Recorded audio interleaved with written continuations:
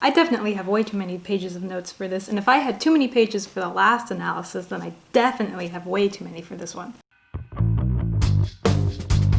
Hello, hi, my name is Mad. Welcome to Mad Music. Today I'm going to do an analysis of Cinderella, which has nothing to do with music, so identity crisis, I guess. This is part 2 of my Disney princess analysis. I did part 1, which was the first Disney princess, Snow White, and today I'm going to be focusing on Cinderella. And no, this is not a Cinderella shirt, it is Pinocchio, but when I first saw it, I thought it was Cinderella, so that is why I am wearing it.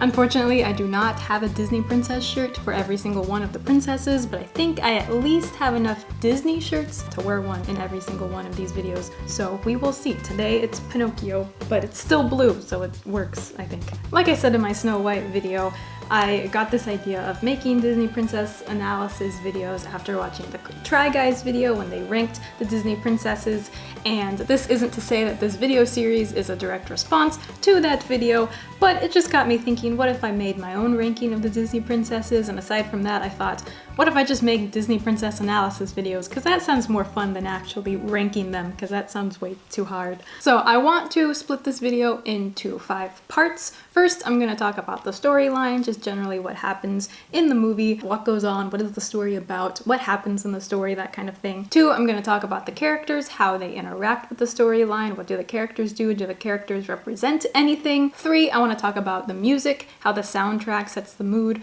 for the movie, how it matches, all of that kind of stuff. 4, I want to talk about the aesthetic. Yes, of course, that means the dresses, but also the animation, the overall look of the movie. And then 5, my own personal biases, which is my turn to be as subjective as I want to be. One of my aids in analyzing the Disney princesses is this book called Saving Cinderella by Faith Moore. Like I said before, I like this book. I don't super love it. It is very opinionated. It seems needlessly political, you know, what the feminists get wrong about the Disney princesses and how to set it right. Already sets a tone of not very, I don't like it. I don't like it. I have with me some blue Gatorade to drink. Nobody remembers the names, it's just blue. And fortunately, this is the lower sugar one, so it matches Cinderella's dress even better, which is what I was going for.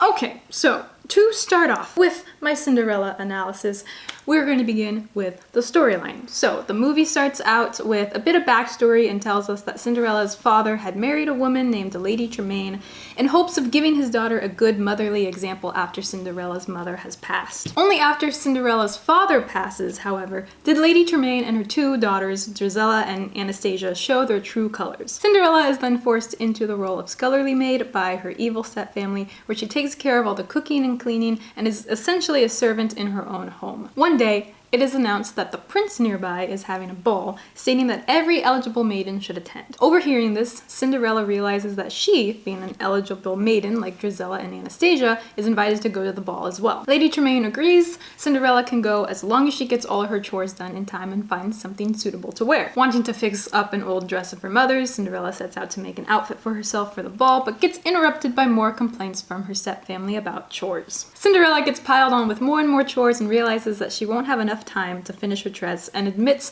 to her stepfamily that she won't be going. As a surprise from her mice and bird friends, Cinderella finds that her dress has been fixed in exactly the way that she imagined it and realizes that she will have something to wear to the ball. Thinking that she couldn't go to the ball because she had nothing to wear, Cinderella is amazed at her friends helping her fix her dress and proudly runs downstairs to her stepfamily to announce that she is attending the ball after all. Lady Tremaine points out to her daughters that parts of Cinderella's dress includes their discarded things, and they take them back by starting to tear Cinderella's dress to pieces, leaving her again with nothing to wear to the ball. Discouraged, Cinderella thinks she won't get her night off like she hoped for until her fairy godmother comes and fixes up a carriage, coachman, and new sparkling gown for her to wear. Although Cinderella is now able to go to the ball, her fairy godmother warns her that it will only last until midnight. Cinderella goes to the ball, where she ends up meeting the prince and dancing with him, only to excuse herself when midnight comes more quickly than she imagined. The prince begs for her name or some way of knowing who Cinderella was, but she runs off too quickly to leave him anything but one of her glass slippers by mistake. The glass slipper being the only thing remaining from the fairy godmother's magic,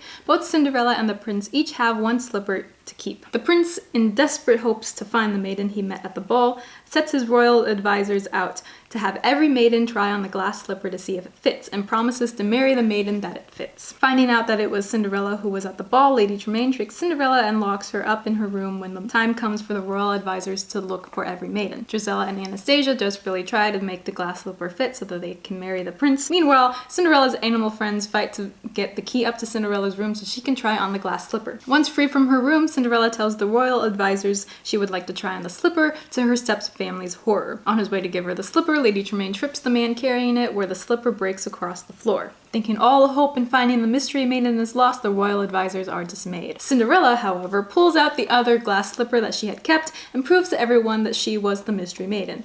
She and the prince marry, and they welcome happily ever after. The end. So to go a little more in depth with the storyline, I am going to be using Saving Cinderella. Moore states that Cinderella is a classic rags to riches story, and even going beyond that, it's about Cinderella becoming who she truly is. With a lot of the earlier Disney princesses, Moore states that there's a lot of heavy use of fairy tale shorthand, which she explains are symbols to make it easier to understand fairy tales in a shorter amount of time. So she states the dress is not a dress, the shoe is not a shoe, the prince is not just some guy, they're all symbols for Cinderella's inner self. The dress and glass slipper represent Cinderella's inner self. Only the fairy godmother and her magic can turn Cinderella's inner self into an outward appearance. It's about the magic of truly being seen for who you are through the means of your literal appearance and what you're wearing. Moore also states that in this fairy tale shorthand, the prince and the princess of the story don't necessarily represent royalty, they represent who is the most worthy of the story. Cinderella at the ball represents her being recognized for who she truly is.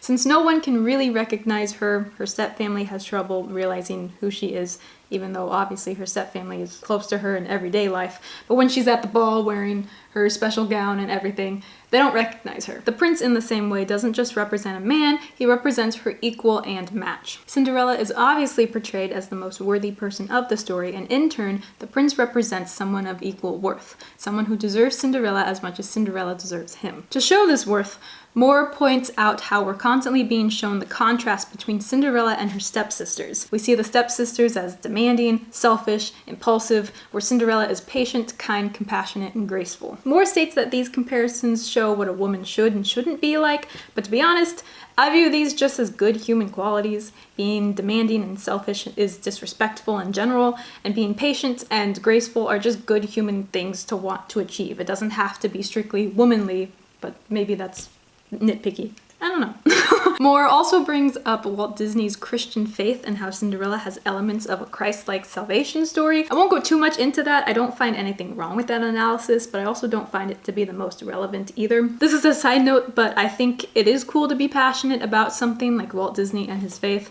and to put elements of that passion into your works without it being overly in your face. Never in the movie do I find that there's a clear message that tells the audience Christianity is the only religion you should practice. It's still mainly about Cinderella and her redemption story, just with some added details in there relating to Christianity that, in my opinion, are pretty hard to spot if you're not looking for them. So the fact that Walt Disney was able to put in some details regarding something he was passionate about without making it patronizing, I respect that. Overall, Cinderella, like Snow White, is a story about making the best of your current situation by doing what you must in order to stay safe until you can ultimately find the resources to get out of your situation. It's about having the courage to overcome your oppressors and finding a way towards a better future. And with that, I want to move on to the characters.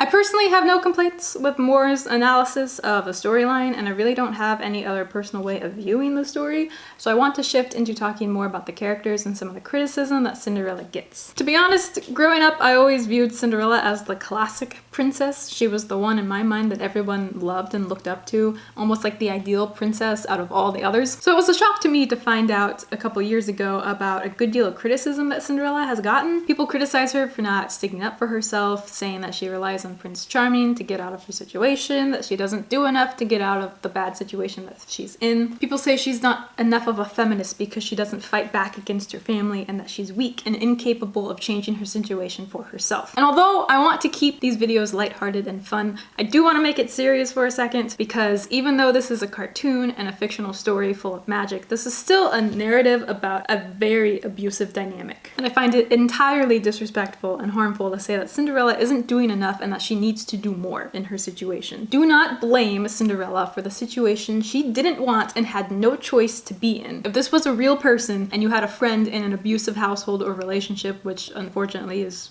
all too common nowadays, I would hope you wouldn't hear their story and say, why didn't you do this? Why didn't you just leave the situation? Why did you just let it happen? I would hope you wouldn't say those things. Your family is supposed to look after you, and if they fail to do that, I would hope you wouldn't blame someone for having to deal with that failure because they didn't ask for that and likely had no part in causing it. And sure, people ideally should ask for outside help when they need it, but even with that, sometimes people either don't have outside resources to rely on, or it's hard for them to realize when they actually do need help. So to then have that person who needs help actually get help, only to have the response be, why didn't you do this sooner, is dangerous and hurtful. And with that, I want to highlight how easy it would be for Cinderella to blame herself for her situation. Imagine Cinderella first off losing her mother at a young age. She grows up with her father, and because he wants her to have a good motherly role model, he marries Lady Tremaine, who only shows her true colors after he passes. So imagine Cinderella not only having to grieve for her father, but also having to wonder why her stepfamily, who treated her fairly before, is now abusing her. I don't think it would be very hard to wonder if it's you who's the problem. Her father is now gone, so why are they acting like this? I don't think it would be difficult to start thinking that you're the reason why and to start blaming yourself for being in the situation that you're in. But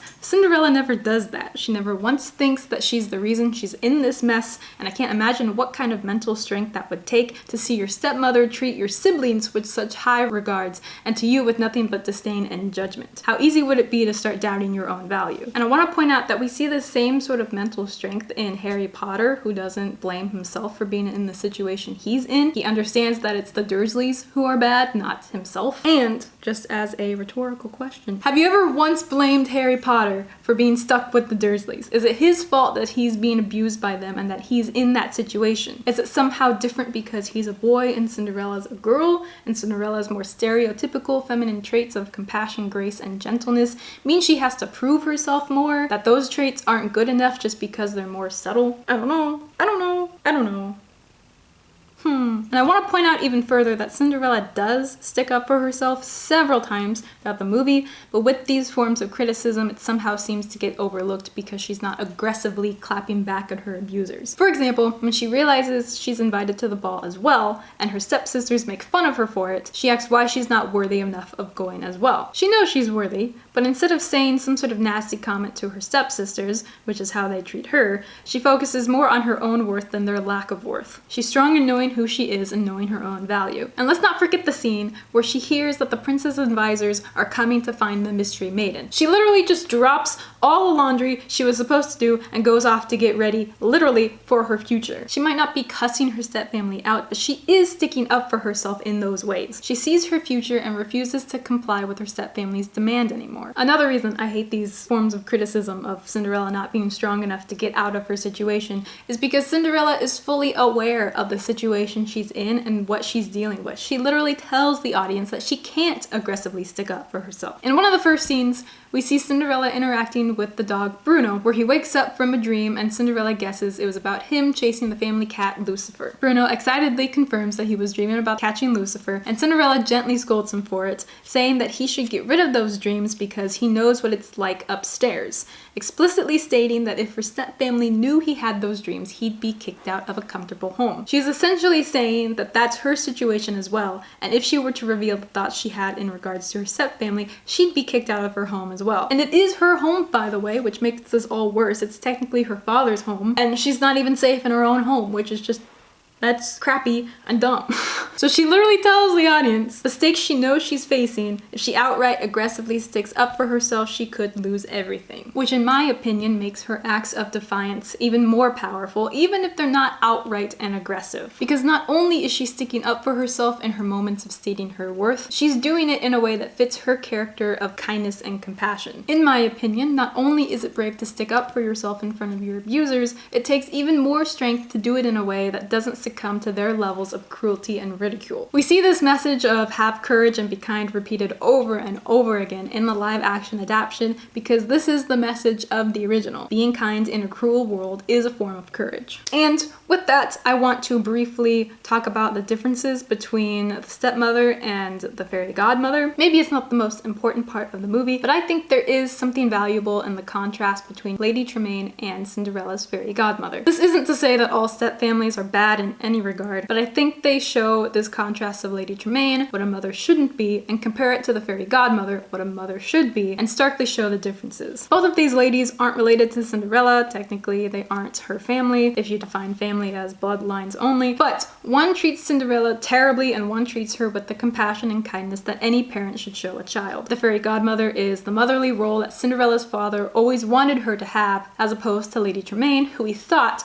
would be that parental figure. And I want for a second to highlight something that I feel like is a little overlooked with Cinderella's whole story, and that is what drives Lady Tremaine to do what she does. We don't really know the full extent of what Lady Tremaine is after, other than she gets some sort of joy out of tormenting Cinderella. I think in this way, it's clear that there's a level of threat that she feels towards Cinderella. You know, Cinderella obviously is portrayed as this kind, compassionate, good person, and Lady Tremaine shows the basic bully scenario with dealing with insecurities. It is much easier to knock someone down than to build yourself up. In this way, Lady Tremaine doesn't have to work on herself to be better than Cinderella. She only has to keep Cinderella below her level, or at least what she believes is below her level, to make herself feel good. And so in this way, I think there's that interesting dynamic that maybe a lot of people don't touch on, and that is, you know, Cinderella knows her worth. Instead of knocking other people down, she builds herself up. She only keeps believing in herself even when other people don't believe in her, whereas Lady Tremaine is literally the opposite, where she might believe in her own worth, but she does it in a way that is only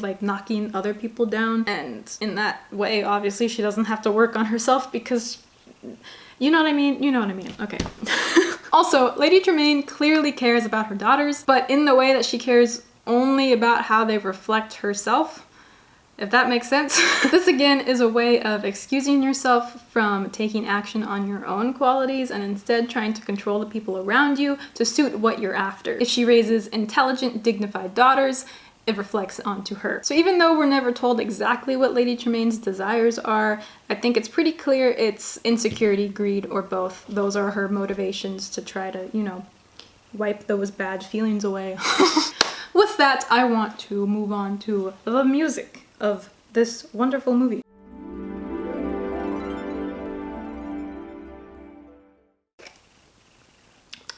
To start, Cinderella's voice is literally magical. I don't know how she does it, but it's literally magical. Obviously, the comparisons between the stepsisters' style of singing and Cinderella's style of singing during Sweet Nightingale is an amazing point of the movie that really marks the differences between what the stepsisters and Cinderella are like. It highlights the qualities that Cinderella naturally has versus what the stepsisters desperately wish they had. Stepsisters have to spend hours practicing something that they ultimately don't achieve, versus Cinderella has no practice, she just naturally has those abilities. I think the most recognizable and memorable song of the entire movie is Cinderella's opening ballad with "A Dream is a Wish the Heart Makes." Your heart makes. Wow, I'm clearly a Cinderella fan. This for me is honestly the song I think of when I think of the movie. It embodies Cinderella's hopes for a better future, and it's the driving force behind her being able to hold so much courage day to day. And while I think that this song is the most important to Cinderella herself and her individual story, I think there's a major song from the movie that gets overlooked, and that's "So This Is Love." The thing I adore about the song is that both she and Prince Charming aren't singing to each other. You know, we'll see later in some of the other Disney princess movies how different characters directly sing to each other. You know, you have Jasmine and Aladdin in A Whole New World. You have Anna and Hans in Love's an Open Door. You know, they're singing directly to each other. This song, however, is to me similar to Beauty and the Beast and what is that song called? Something There? Yeah, that one. Where Belle and the Beast are singing their thoughts, but they're not singing to each other. That to me is what this reminds me of. So the reason I think this is the case is because they're both humming throughout the song, and I think that indicates that they're singing the song to themselves and that they're only having these thoughts privately. They haven't told each other these thoughts. And I think the fact that they're humming is just a brilliant indicator of that, you know, because when you're humming, you're not really humming for anyone else, you're humming for yourself. You know, that's just good job, Disney. They're not outright telling each other the words that they're singing, they just happen to both be thinking the same thing. And this indicates that they've both met their match. Similar to the fairy tale shorthand that Moore brings up, the prince and the princess are both the two worthiest people of the story. And this is important because while it's not practical to know each other so deeply upon a first meeting like Cinderella and the prince seem to in this scene, this moment is speeding up the process for us and tells us that although they might not know each other intimately yet, they've met their greatest match, aka the fairy tale shorthand of them both being equals. And this is where the words "so this is love" is super important. In their own ways, both Cinderella and the prince have known some sort of messed up versions of love. For example, Cinderella is obviously abused in her household, but also the prince is shown a very distorted version of love from his father, who just wants to see his son get married so he can have more heirs to the throne. This isn't to say that his father doesn't care about him, but I think there's a level of being so deeply involved with your children's life that it turns into living through your children or being too possessive, which to me is what the king does to the prince. So using the phrase "so this is love" is a very concise way of telling the audience that finally Cinderella and Prince Charming are feeling what love should be about. Loving someone for who they are, not what they do or what their connection to you is. It's like a sigh of, oh, so this is love. You know what I mean? This is why at the end of the scene, it's so important to catch that Cinderella thinks she hasn't even met the prince yet. When I rewatched this movie, I literally flipped out. You know, I'm not kidding. I literally flipped out. We can pretty much tell that the prince loves Cinderella for who she is and not just who she's connected to, because he literally doesn't know who she is. And so we can know from Cinderella's thoughts that she has that assurance that he loves her for who she is because she knows he can't possibly know who she is. You know, I just keep saying the same thing over again, but somehow it helps to explain it twice. Maybe? I don't know. But this is the cool moment where the prince also gets complete reassurance that he's being loved purely for who he is as well, and not just for having status. You can hear the amusement and pleasure in his voice when he finds out Cinderella doesn't know he's the prince. Finally, he gets that reassurance as well that she loves him not just because he's the prince, but because she loves him just for him, you know? It's the final driving force to let the audience know that both of them love each other for who they are and no other motive. In other words, the prince and Cinderella have both equally met their match, which is pretty cool. So yeah, while I definitely think that A Dream Is a Wish Your Heart Makes is definitely like the most memorable song of the film, I also think So This Is Love is as equally important because again, if we're going off of Moore's analysis that this is a movie about becoming who you truly are, being seen for who you truly are, this song is just as important in showing that both the prince and Cinderella are getting reassurance that they're being loved for who they are and not just for a status, you know? Which I think is a pretty cool theme to the movie. And this song is freaking excellent. Again, good job, Disney.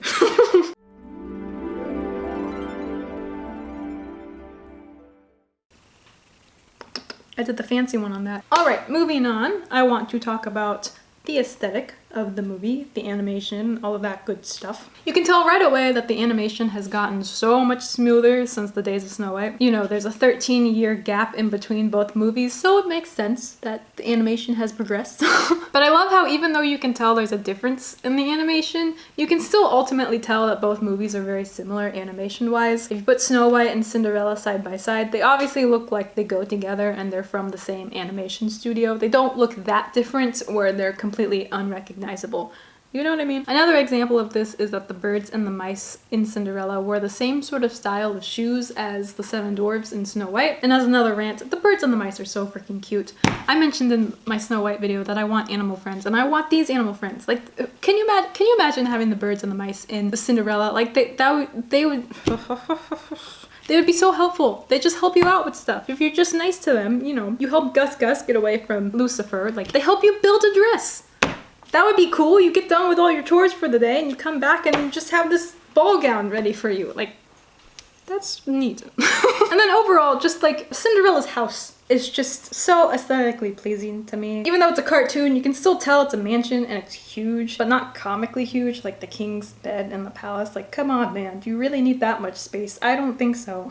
Aside from that though, the king's palace is also freaking beautiful, like the outside, the inside, all of it. Even though I make fun of the giant bed, I want the giant bed. Can you imagine having that much space to sleep? Like, you can just roll over and you still have like a mile long more of bed, you know?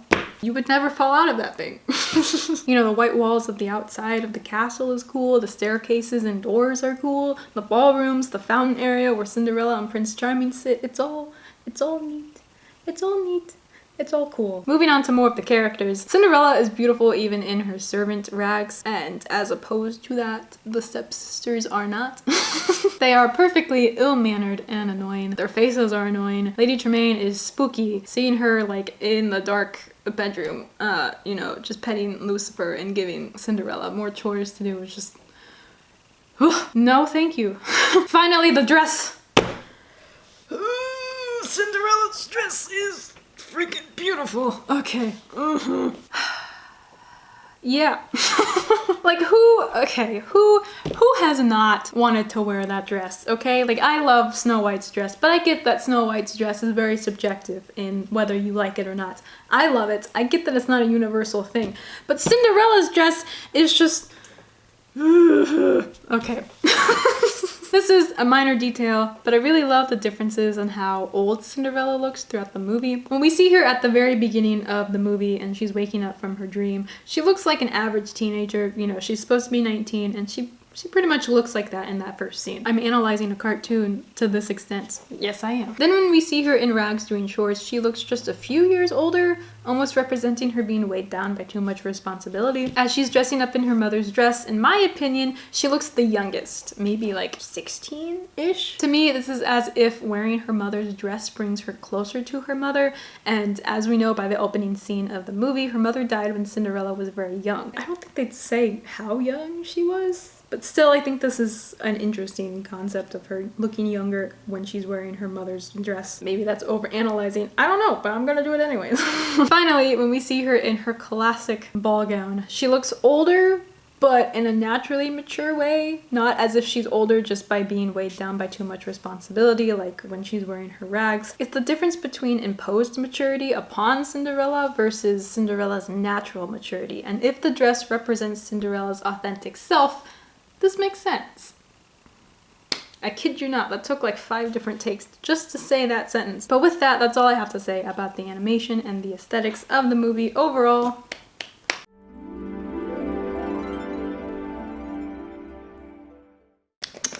Alright, so now we get into the part that is full of all my subjective thoughts. To be honest, Cinderella has never been one of my favorites. She has, but yet she hasn't, which doesn't make any sense, but it makes sense to me. In my mind, she's the example princess, which to me is the standard when you think of Disney princesses. From my perspective, she feels universally known and liked, like everyone knows her story. I feel like she has the most recognizable story. I feel like she's the princess that is maybe talked about the most. Maybe not, that's just how I feel, I don't know. In some ways, this sounds kind of funny, but in some ways, I've never really felt compelled to fight for her. I will defend Snow White because I feel Snow White gets a really bad reputation, but I know a ton of people who still admire Cinderella. After reading some criticism on her though, I don't know anymore. I still feel like she's universally liked. I don't know. I suppose part of these feelings are tied to the movie itself. I love Cinderella, the character, but in some ways I literally hate the movie. So for example, the ending is satisfying since you see Cinderella going through so much turmoil. It makes sense that it would bring relief and joy to see her have a happy ending. But I hate seeing Cinderella go through so much turmoil. Like, hearing the stepsisters say Cinderella is literally like, it makes my skin crawl, and I either want to curl up in a ball and cry or punch something, and I'm not joking. I hate when they yell Cinderella. It's just, it's awful. And the scene where they tear her dress apart is terrible.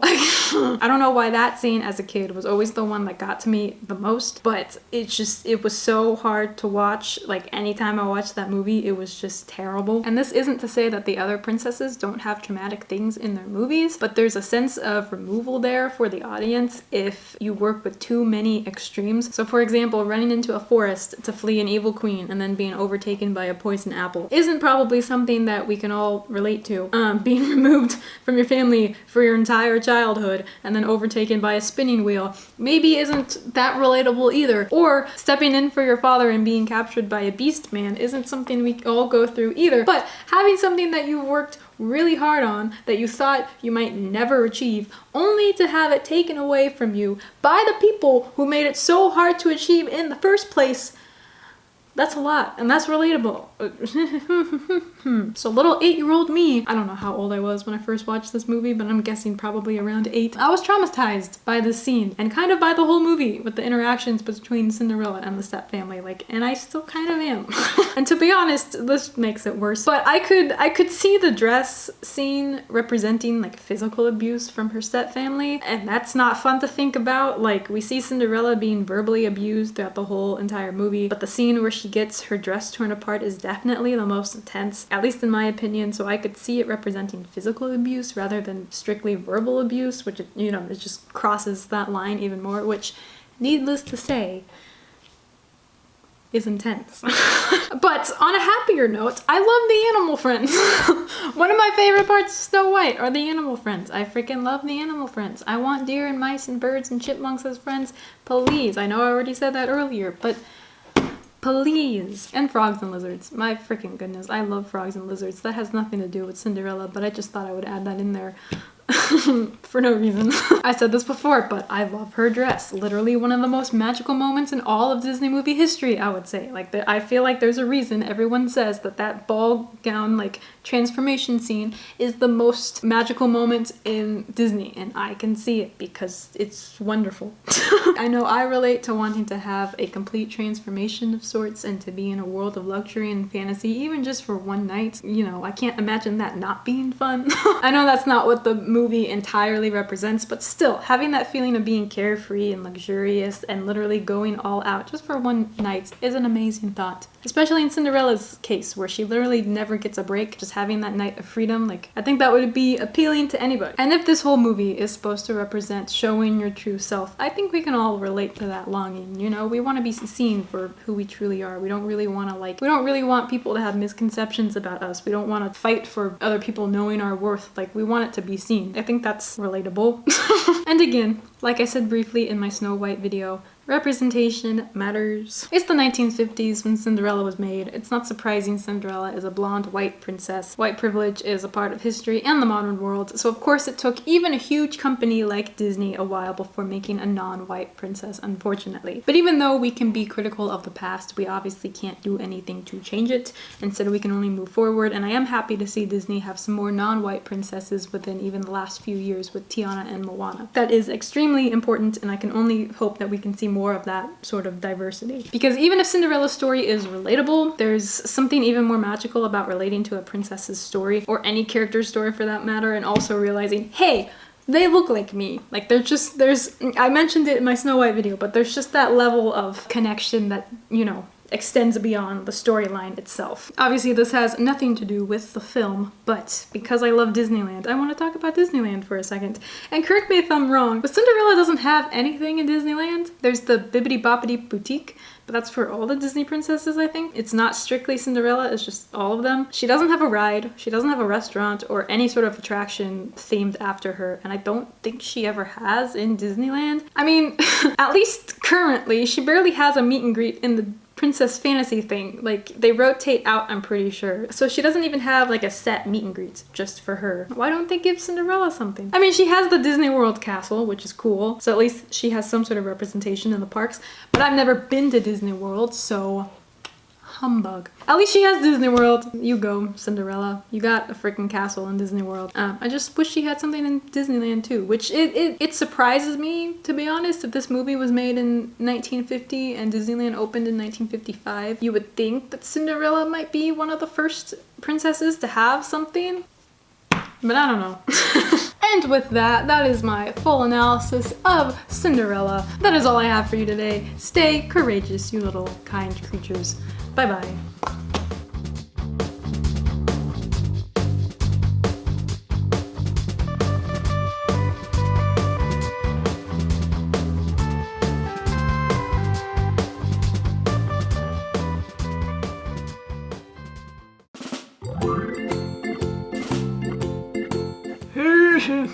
Discarded, and as this again is a way of excusing yourself from taking action on your own qualities. I had to burp. It's the final driving force to let the audience know that both of them love each other for who they are and no other ulterior what?